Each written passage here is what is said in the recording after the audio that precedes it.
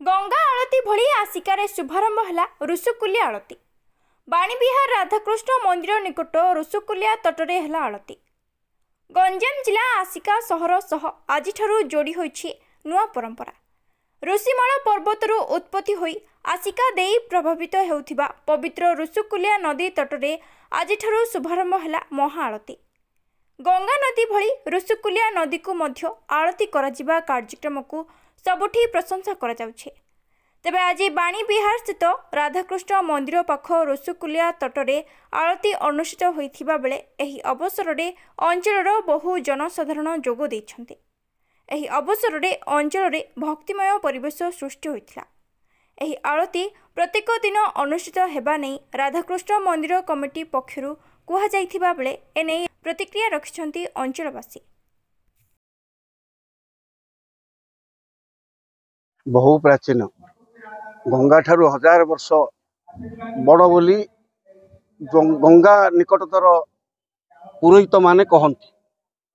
आउ जेतले आमे अलाहाबाद जाऊ पितृश्राद्ध उद्देश्य से माने कहती से जे ऋषुकुलिया छाड़ी एठिक आस ऋषुकुलियार महत्व आम निकट थी बुझी पारि ना। आसिका अंचलर उन्नति सारा विश्वर उन्नति पाई नदी संतुष्ट हेले ऋषुकुलिया संतुष्ट हेले अंचलर उन्नति हम। जमिति समुद्र महोदधी आलती होची गंगा तट आलती होची सेमिति ए प्रकार मालिकार मध्य एक कथा पुनी उद्भूत अच्छी।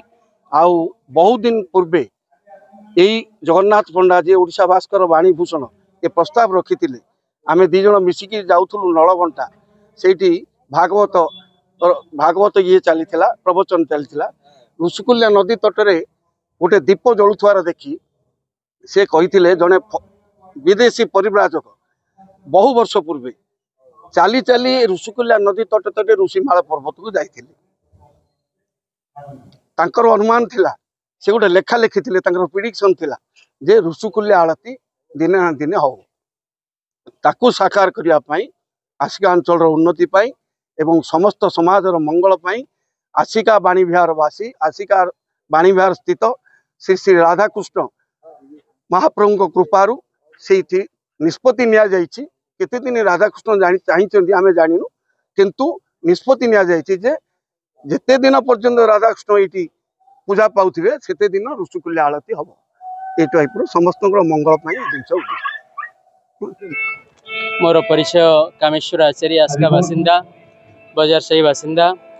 आज आम निश्चित भाव गर्वित जे आस्का सहर में ऋषुकुलिया तटरे सूर्य चंद्र थिला पर्यंत राधाकृष्ण मंदिर थिला पर्यंत जो एक महत् कार्य को हाथ को नहीं ताहा आमे बड़ भाग्यवान। कारण जेपरी गंगा आलती हुए सेमिति 1000 वर्षर बड़ गंगा माँ ठारू ऋषुकुलिया तनया तटरे अवस्थित राधाकृष्ण मंदिर।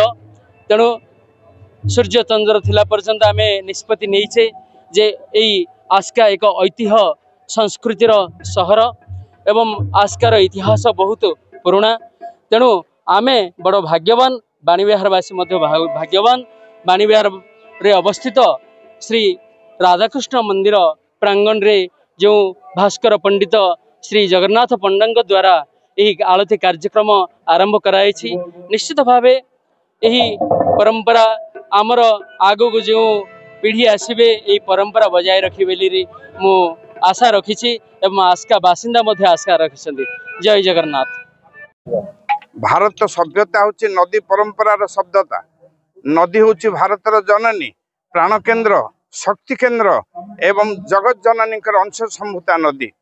तत्परि भितरे उत्कलर शिरोमणि नदी ऋषिकुलिया अतीव प्राचीन कथित अच्छी गंगा ठारू मध्य आहुरी ज्येष्ठा श्रेष्ठा अति उत्फुल्ला। यही नदीर कीर्ति को बजाय रखापी ऋषिकुलिया तीर अधिवासी माने विशेषतः आस्का ग्रामवासी सहर निवासी जो संकल्प करिसेंती सर्वादौ अग्रगण्य स्वागत योग्य। यही अनुष्ठान चिरंजीवी रहू भगवत कृपा लाभ करू नदी पुलकी उठू एवं नदी सभ्यतार उत्कर्ष दिन दिन बढ़ी बढ़ी चालू। आमे आशा करुचु ग्रामवासी माने नगरवासी माने एवं जार कृपारू आज सामान्य गाँव एनएच काली की म्युनिसिपालिटी हम एमाने सामूहिक भाव में यही नदी को समर्पण करी नदी पाखे निवेदन करी नदीर जल को अमृतर जल भाव में व्यवहार कले आम्भे माने बहु बहु उपकृत हेबु एवं स्वर्गीय आनंद लाभ करू। जय ऋषिकुल्या, जय गंगा, जय जमुना। आपण मानक धन्यवाद मु ज्ञापन करी। मो ना दिलीप कुमार पाणिग्राही, मु जड़े आईनजीवी आस्का बाणी विहार जड़े बासिंदा। मु आज निश्चित भाव सर्वप्रथम आपण मानक धन्यवाद देवी। बर्तमान आस्का सहर एक आध्यात्मिक सहर में परिगणित होछि। आग एक समवाय नगरी बोले आस्का को कहउथिले, एबे आध्यात्मिक कहबार कारण आपण मान देखुथिबे झुलन यात्रा उपरके आमर खम्बेश्वर पाटना गोपीनाथ मंदिर रे आज की 14 दिन व्यापी गोटे भागवत हम सुदूर जाजपुर जड़े आसचंदी प्रवक्ता तांकर बयस 75 वर्ष एवं से बहु संख्यार महिला जोगदे की भागवत शुणिवार श्रवण करिवार से माने निजको धन्य मन करछन। सेमिति बाणी विहार राधाकृष्ण मंदिर परिचालना कमिटी रु एक सुंदर कार्यक्रम हाथ को नहीं जे प्रतिदिन ये ऋषिकुल्या आरती हम।